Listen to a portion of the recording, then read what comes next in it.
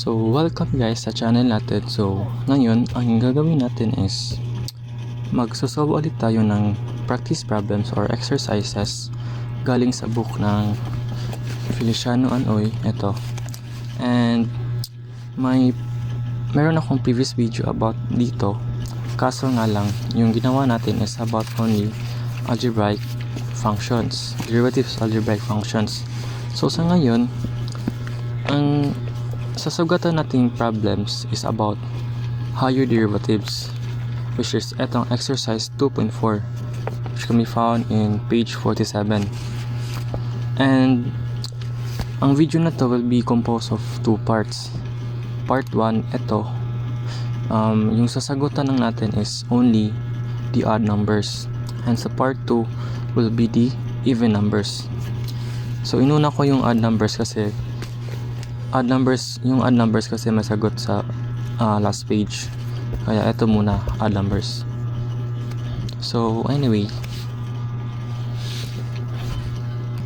so for our first problem, ito, y is equals to x to the 5 to the power of 5 plus 3x to the power of negative 2 plus 4x.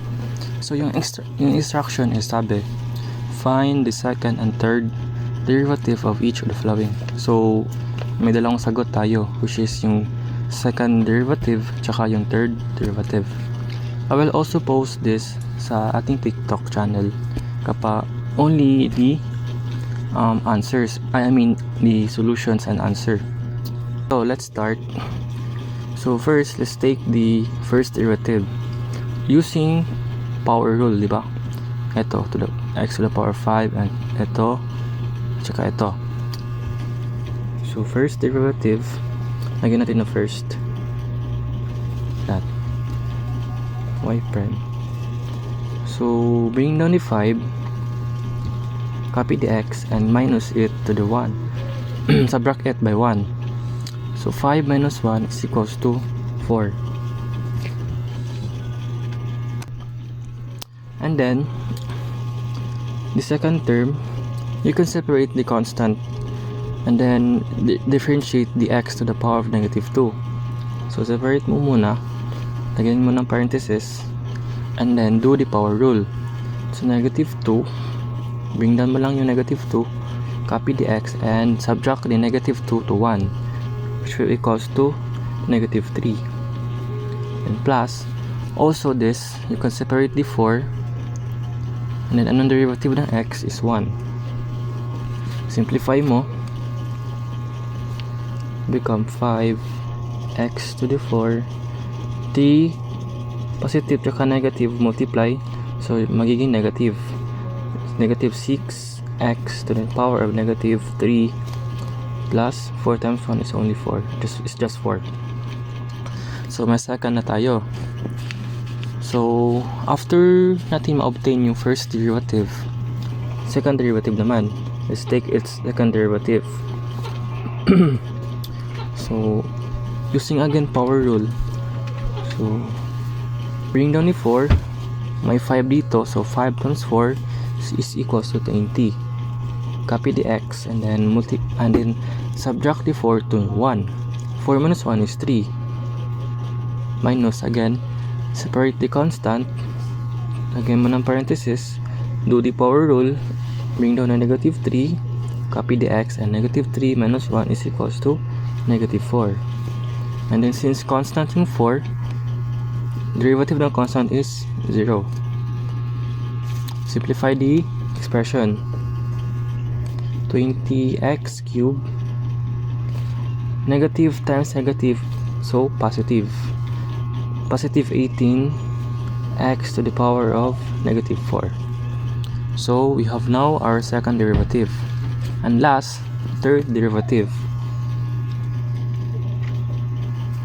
So take its third derivative. Again, power rule again. So since may 20 dito, 20 times 3 is equals to 60. Copy the x and then subtract 3 to 1. 3 minus 1 is 2. Again, separate the constant, differentiate the x to the negative 4, so bring down the 4, copy the x, and negative 4 subtract to 1, which is equals to negative 5.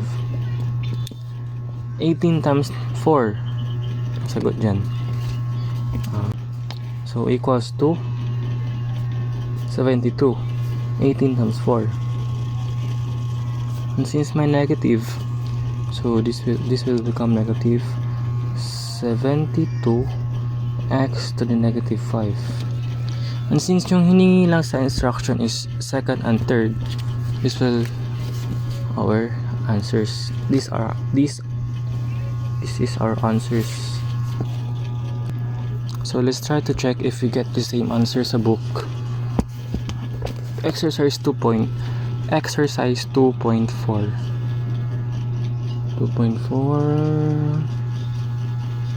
Ito. And number 1, yup. Did we get the same answer? Second derivative, 20x cubed plus 18x to the negative 4. And yeah, same sa third derivative.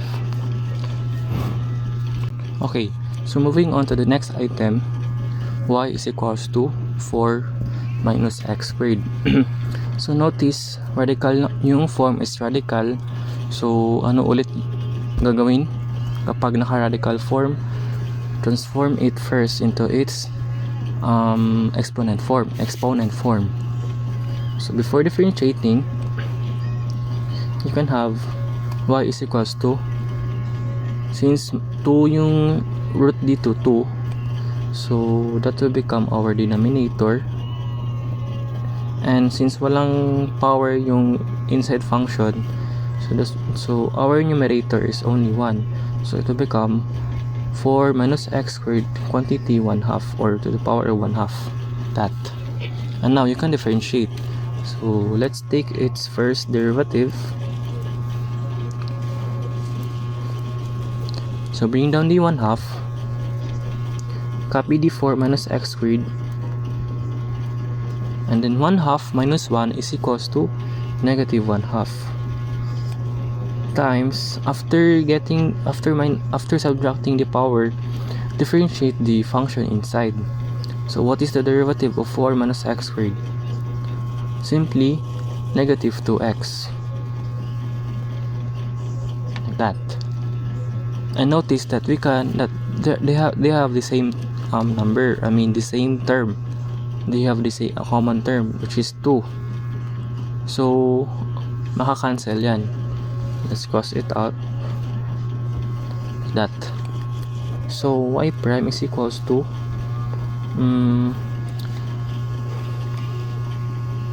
so matitira is x na lang, negative x times 4 minus x squared to negative 1/2. Okay, and notice that yung exponent dito is negative. We can bring it down so that it will become positive. So the first derivative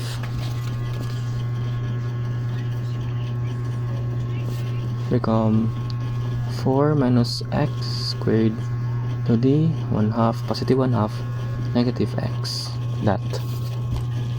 Okay, so we have now our first derivative. So we now take its second derivative.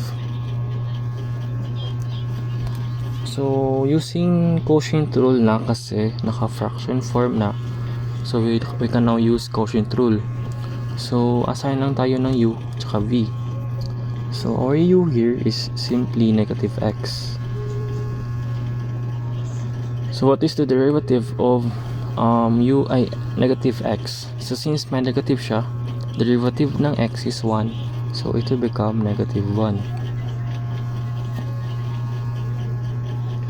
Our v here is 4 minus x squared to the 1/2. So notice that yung v natin is the same sa original equation natin nung hindi pa tayo differentiate. So yung v natin is simply our first derivative. So no need na to differentiate kasi may sagot na tayo. So just copy its answer. Negative x 4 minus x squared to the 1/2, that. Okay, so now apply the quotient rule. Second derivative na.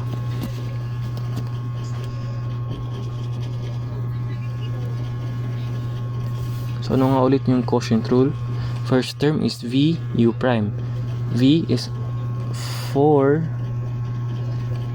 negative x squared to the positive 1/2 times negative 1 minus u v prime. So negative x times this ruler.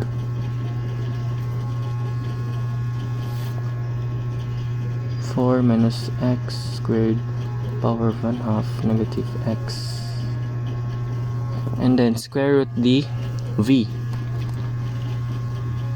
Square, I mean not square root. 1/2 squared, that. Okay, so since there's no space na, so okay, so after sinimplify ko na, so it is, since negative 1 yung ano dito, you can put the negative here sa front, and then you can combine the negative x tsaka negative x, so it will become positive x squared.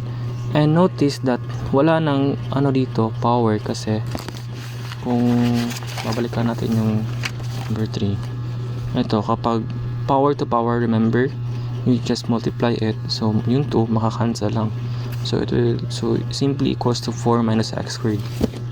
Okay, and then we can combine this into one fraction, this numerator, and our LCD is just 4 minus x squared. Okay, so let's combine it or simplify. Maybe we should put, so y prime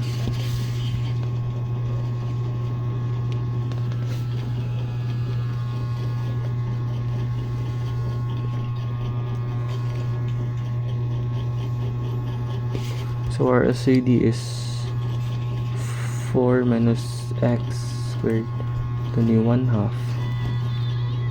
Okay, so just multiply this to this.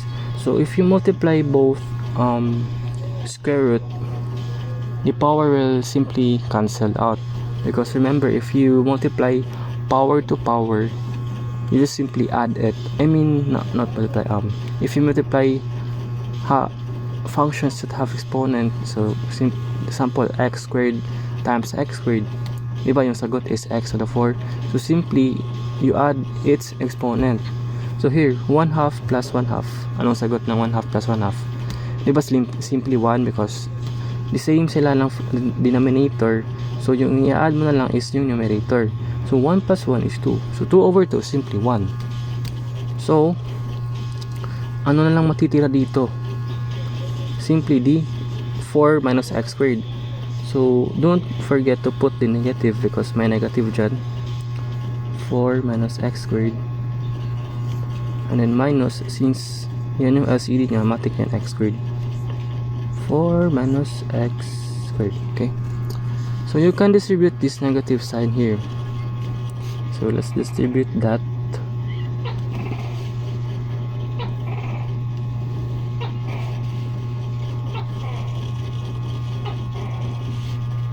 So it will become negative 4 plus x squared minus x squared, the power of 4 minus x squared, positive 1/2, that. Okay, and then don't forget the denominator. So notice that we can cancel this x squared and x squared, so y prime is equals to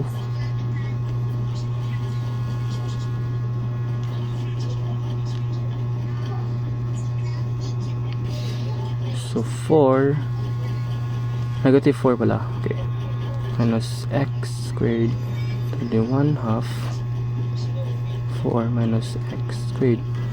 So, naka-complex yung fraction. So, how can we simplify complex fraction? Simply, the reciprocal of 4 minus x squared. So, what is the reciprocal of 4 minus x squared? It is 1 over 4 minus x squared because there is an imaginary 1 there. Okay, so multiply its reciprocal. So, it become 4 minus x squared only 1/2 negative 4 times 1 may 1 dyan, tsaka 4 minus x squared. Okay, and can we combine these two? Yes. So makukombine natin to kasi ito ay may power na 1, tsaka ito is 1/2. So 1/2 plus 1 is equals to 3 over 2. So we can simplify that as negative 4 4 minus x squared to the power of 3 over 2. Okay, so we have now our second derivative. So moving on to the third derivative, let's put third. Okay, so sa tingin nyo, anong gagamitin natin? Quotient rule or product rule? So kapag constant yung numerator, ito yung tip, huwag kang mag quotient rule kasi mas better kung magpa-product rule ka. Why? Because constant lang naman yung taas niya eh. You can bring this function sa itaas and its exponent will become negative. Okay, so first let's simplify or rewrite the expression as negative 4 minus x squared. Magiging negative na yung 3 over 2.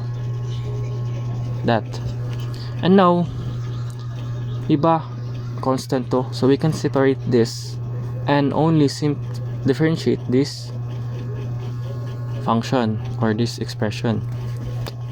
Now, taking its third derivative, so negative 4, lagyan ko lang ng parenthesis or bracket. Yan. Bring down a negative 3 over 2 using power rule. Copy the 4 minus x squared. And then negative 3 over 2 minus 1 is equals to negative 5 over 2. Diba? And then don't forget to differentiate the inside function, which is equals to negative 2x. That. Okay? Oops, ang liit nyo. Ito lang yan. May makakancel ba tayo? Oo, ito negative 2. Diba? They are common. So you can cancel that out. And then simplify. So since negative ito, we can multiply this to become positive 12. And then don't forget that there are may x dito. So you can 12x times 4 minus x squared to the power of negative 5 over 2. And lastly, we can simplify this. Ibababa natin to yung negative 5 over 2 para maging positive. So the final answer sa ating third derivative is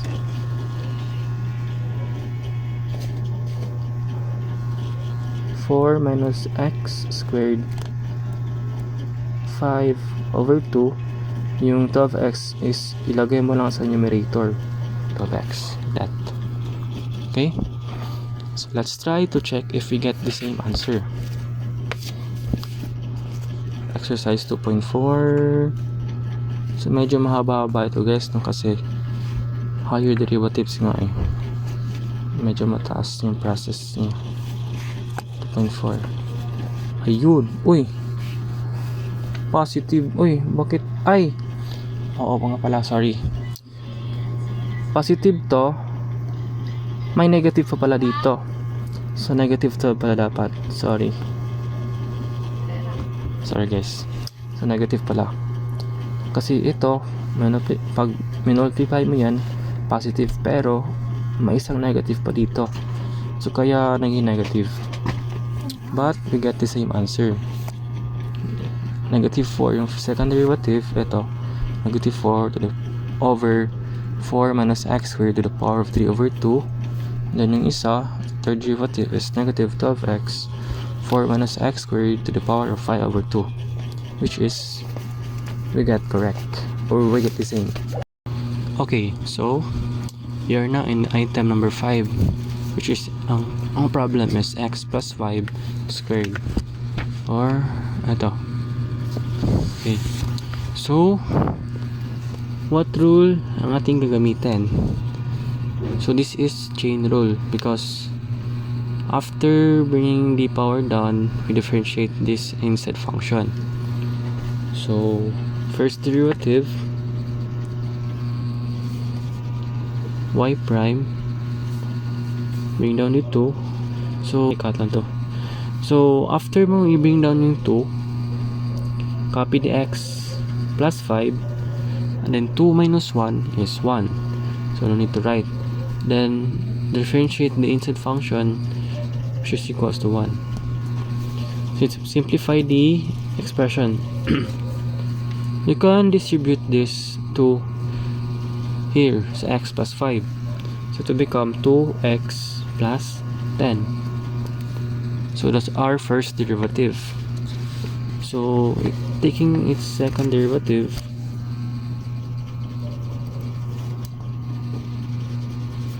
(2x). So you can separate the constant 2, differentiate the x, which is equals to 1. 10 is just equals to 0. So y double prime is equals to 2. And then lastly, the third derivative is simply 0, because it is constant. So let's try to check if we get the same answer as book. Okay, so number 5, yeah, so second derivative is 2, and then third derivative is 0. So moving on to the next item. So for problem number 7, we have 1 plus square root x over square root x. So pag ganito yung problem, so ang unang papasok sa utak nyo is, ang gagamitin natin is quotient rule. But we can first, before we differentiate, we can simplify this form, because notice that ang denominator nya is monomial, or isa lang. So we can break down the fraction into 2, or we can simply do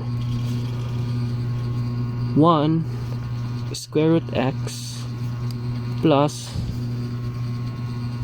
square root x over square root x, like that.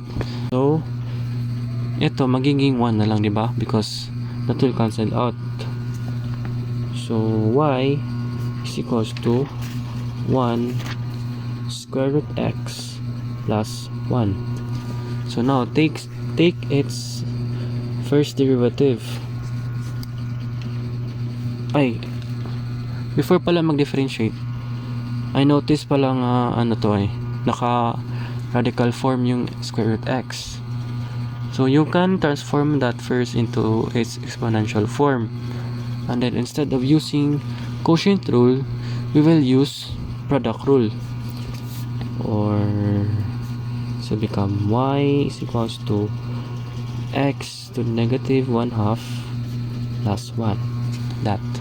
Okay, so differentiate using power rule, or since 1 lang naman to, no need to product rule, power rule na lang. So negative 1/2, bring down the power, and then copy the x. What is negative 1/2 minus 1? it is negative 3 over 2. Since 1 lang yung derivative ng x, hindi ko na lang isusulat. And then plus, derivative ng constant is 0. So our first derivative, we can have this form, negative 1/2 x, then negative 3 over 2. Yes, we can have that. And then second derivative, using again power rule. So this constant is separate mo muna tong constant, tong 1/2, then differentiate this x to the power of negative 3 over 2. So bring down the 3 over 2, negative 3 over 2, copy the x, and then negative 3 over 2 minus 1 is negative 5 over 2. Multiply negative 1/2 times negative 3 over 2, magiging positive yung sign, and it is equals to 3 over 4, x to the negative 5 over 2. And now lastly, third derivative. Okay. See, same again, power rule. You can separate the constant and then differentiate x to the power of negative 5 over 2. Bring down the power and then copy the x. Negative 5 over 2 minus 1 is simply negative 7 over 2. And you can multiply it to become negative. 3 times 5, 15, 4 times 2 is 8. So it will become negative 15 over 8 times x to the power of negative 7 over 2. Maybe we can have this answer na lang. So let's try to check if we get the same answer. And yes, we get the same answer. Number 7. So first second derivative, ito 3 over 4 times x to the negative 5 over 2, and then negative 15, 8 x to the power of negative 7 over 2. So next item, moving on. For problem number 9, y is equals to x squared over x plus 1. So matik, no? It is quotient rule. So first, let's assign u and v. So our u here is the numerator, which is equals to x squared. And take its derivative. So anong derivative ng 2x? So power rule, bring down the 2, copy the x. 2 minus 1 is 1, so simply 2x. And then our v, x plus 1, derivative ng x plus 1 is simply, derivative ng x is 1, so derivative ng constant is 0. So yan lang. And then apply the power rule.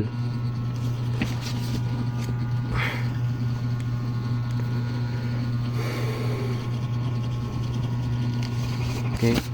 So anong first term nun sa quotient rule pala? Or so ano ulit yung first term ng quotient rule? V u prime. So si v, x plus 1, u prime is 2x. Minus anong sunod na terms?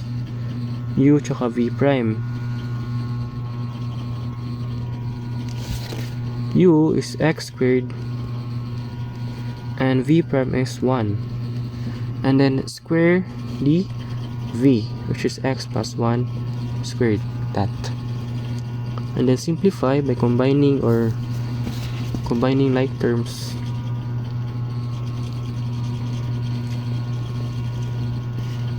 Distribute it to x, so it will become 2x squared plus 2x minus x. So this is only 1 x squared, and then x plus 1 squared, that.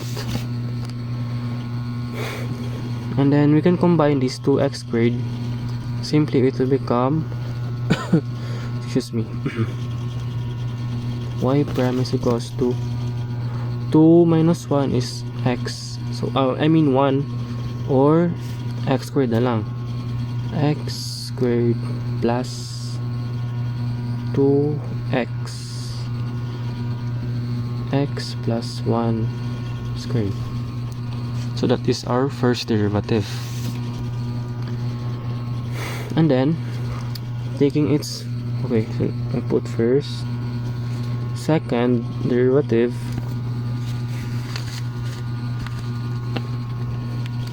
okay, assign again for u and v.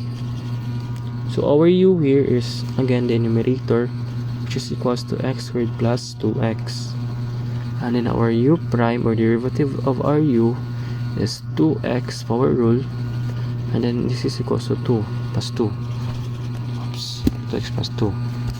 Okay, sorry. Then v, our v is our denominator. X plus 1 squared. Take its derivative, bring down the 2, copy the x plus 1. 2 minus 1 is 1. And then since x plus 1 lang yan, so derivative niyan is 1, so no need to write. Or you can have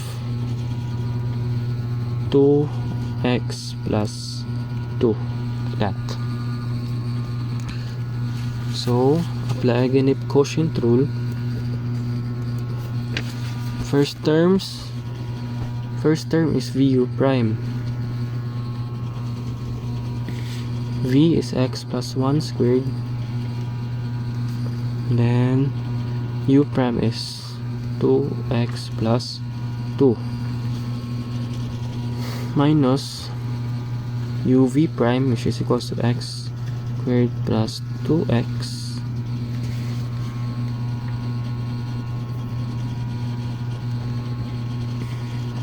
and then v prime is 2x plus 2, and then our v square it again, so to become x plus 1 squared.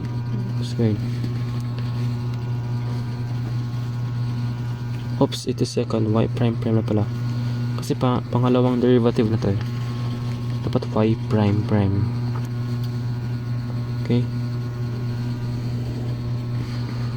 so this, we can expand this x plus 1 squared.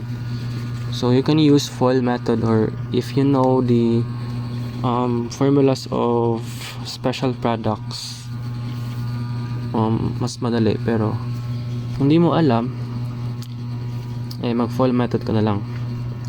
So anong equivalent niyan? Simply x squared plus 2x plus 1, di ba? Ito yung special product formulas. So let's relate that to our problem. So our x will become x squared, and then 2, there's 2 there, and then x and y. So our x is this, and then y is 1. So since 1 lang yung y, so it will become x lang, and then y is 1 is the y, so 1 squared, or simply x squared plus 2x plus 1. But if you don't know that, you can also use FOIL method. So x squared, distribute that, and then after that distribute sa 1, so it will become x, and then the next term, 1 times x is x, and 1 times 1 is 1. Combine the 2x, it will become x squared plus 2x plus 1. That. Going back to the problem, so it will become x squared plus 2x plus 1, and then 2x plus 2 minus, we can combine this, so 2x times x squared, 2x cubed, and then 2x times 2x, it will become 4x squared, and then 2 times x squared is 2x squared.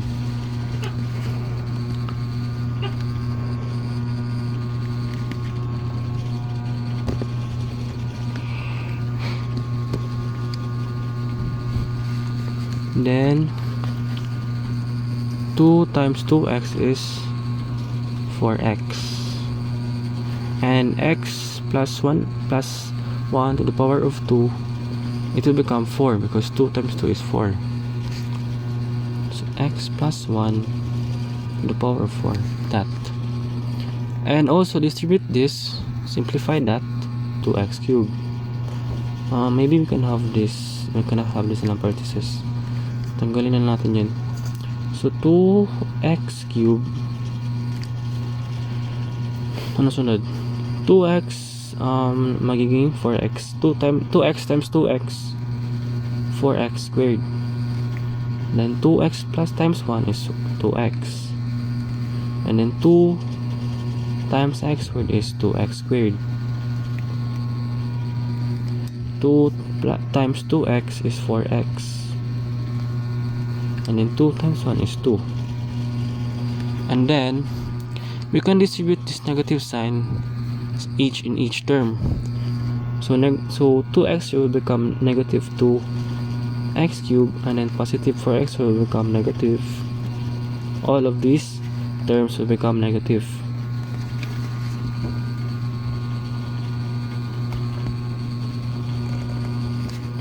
So 2x squared minus 4x. Wala ba tayo nalimutan? Okay, push na. Ito yan.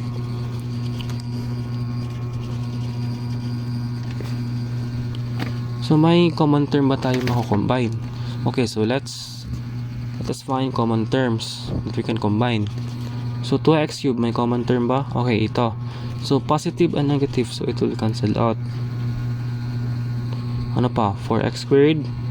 Ito, positive and negative, so it will be cancelled out. 2x, meron ba?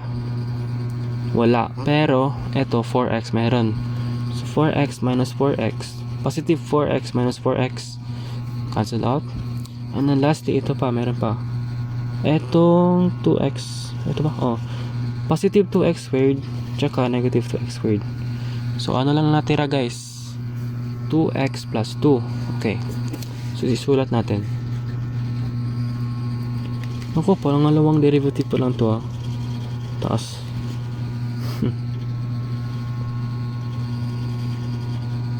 So 2x plus 2, okay. So x plus 1 to the 4, 2x plus 2, okay. Okay. Notice that they have the same, they have common term, which is 2. So we can factor out 2.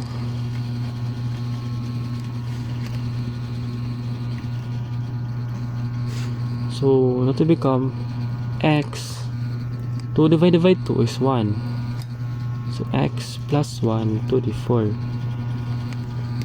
Okay, so we can cancel this out, x plus 1, and the denominator will become, is also one of the, isa sa x plus 1 will be cancelled out rin. So anong mangyayari sa denominator? Okay, dito ko na lang ilagay guys, kasi para may space pa tayo sa third derivative. Y prime double prime will become 2x plus 1 to the cube na lang, kasi nabawasan ng isa, di ba? Because they are common. They are the same pala. The same or common, same lang yan. Nako guys, na-pause ka pala. Nagsasalita ako dito pero naka-pause yung camera. Nako, kainis. Okay, so I will lang explain ulit. Okay, so after taking the second derivative, notice that the numerator is constant. You can rewrite this as like this, so that we can use the product rule instead of quotient rule or power rule na lang. And then differentiate. You can separate the constant and put a bracket, and then use the product rule, bring down the negative 3, copy the x plus 1, and then negative 3 minus 1 is equals to negative 4, and then differentiate x plus 1 is simply equals to 1. Simplify the expression, you can have this answer or you can also have this, but naka-fraction form is second derivative, so I will also do the third derivative as fraction. So let's try to check our answer. And 2.4. Yup, we got it correct, bro. So here, 2 over x plus 1 to the cube, that is our second derivative, and third derivative is negative 6x plus 1 to the 4, which is correct. Okay. So okay guys, so for the next item, number 11, so we are given this problem. If y is equals to x to the power of 5, find y to the power of 4 and y find the fourth derivative. Okay, so what is the difference nitong dalawa? So may note dito sa book na ito, papakita ko sa inyo. Yan, in practice symbol, oops, bakit hindi ma-focus? Y prime prime, read y double prime, and y prime or read y triple prime are used in place of y with parentheses of 2, similarly to y to the y triple prime, same as here. Okay, so so notice that yung isang dito y is walang 4 yan guys, sa 4 walang parentheses, and ito meron. So anong gagawin natin sa isa? Simply, we need to find the y to the 4. What is the value of y to the 4? Okay, so how can we do that? Okay, so let's take the let's sulatin muna natin to. So yan, let's first find the y to the 4. So mayroon tayong equation equation y x to the 5. But how can we find the y to the 4? It is very simple guys. You just raise both sides to the power of 4 so that you can get y to the 4 is equals to, remember, laws of exponent. So if power to power, you will multiply it. So what is the answer? 5 times 4 is equals to 20. So that is our y to the 4. Okay, so let's separate this. Then find the fourth derivative. That, okay. Where's our ruler?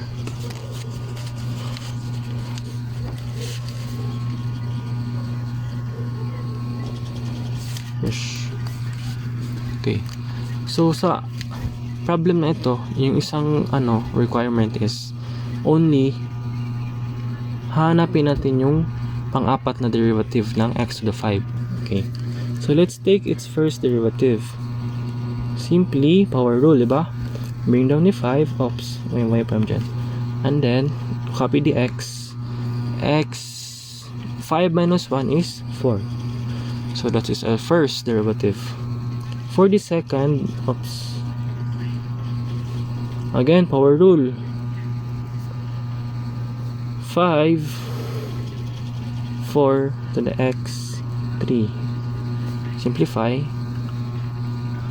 20 x cube, like that. And then third derivative,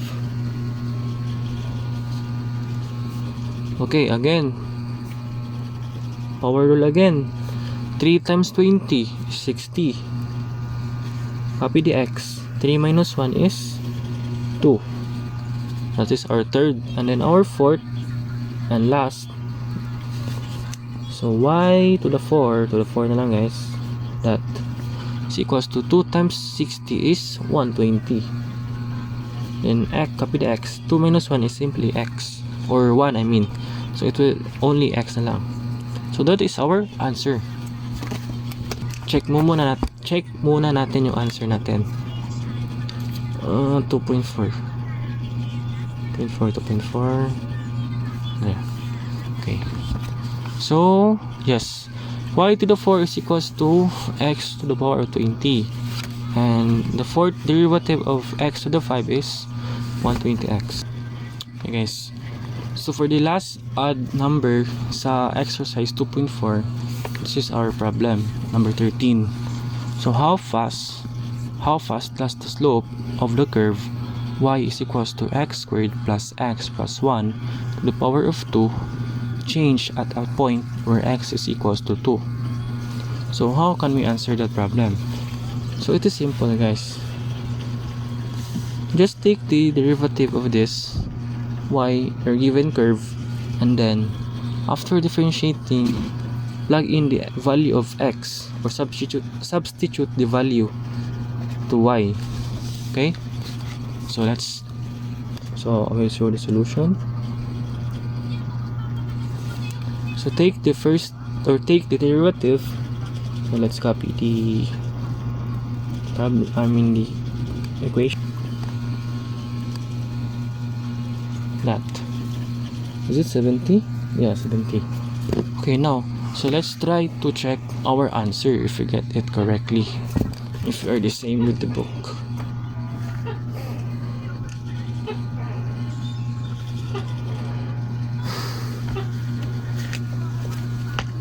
Uy, he got 78. Where did we get wrong, bro? So ayun guys, so I forgot na dapat second derivative we need to get its second derivative, y, because the first derivative will only tell us the slope of the curve or where is the points of the curve. But the problem asks that how fast does the slope of the curve change to the point where x is equal to 2. So we need to get its second derivative to know if it is concave down or concave up. That is the purpose of second derivative. Kunin yung second derivative muna before substituting the value of x. So erase muna natin to. Yan, kasi hindi yan kasali. So let's put first, and then let's combine muna like terms dito. So y prime, so will become 4x plus 2, so x squared plus x plus 1. That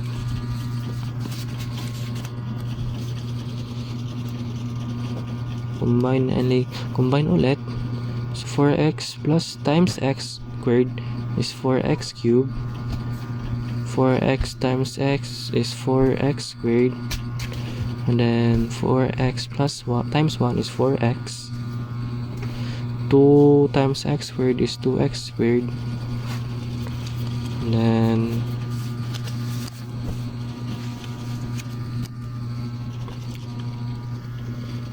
two times x is 2x.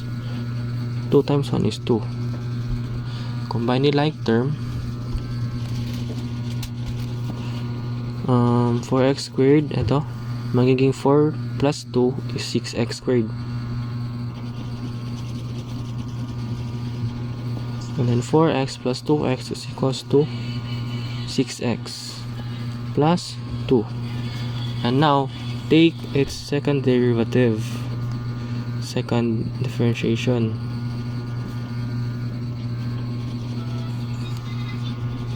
Okay, so power rule again guys. So 3 times 4 is 12, and then copy the x. 3 minus 1 is 2, plus 2 times 6 is 12, copy the x. 2 minus 1 is x, and then plus that is 6, and that is 0, so no need to write.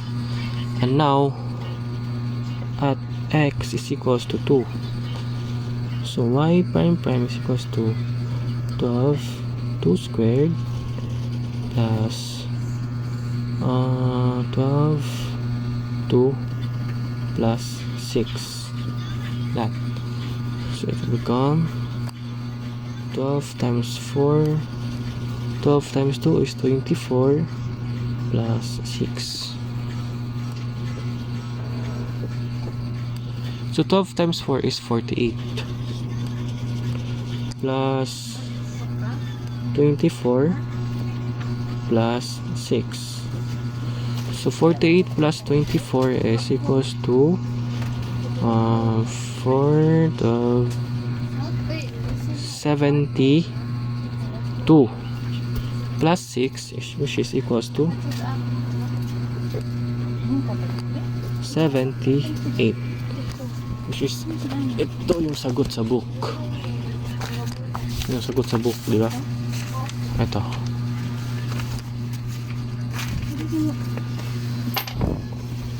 So ito pala dapat yung sagot, guys.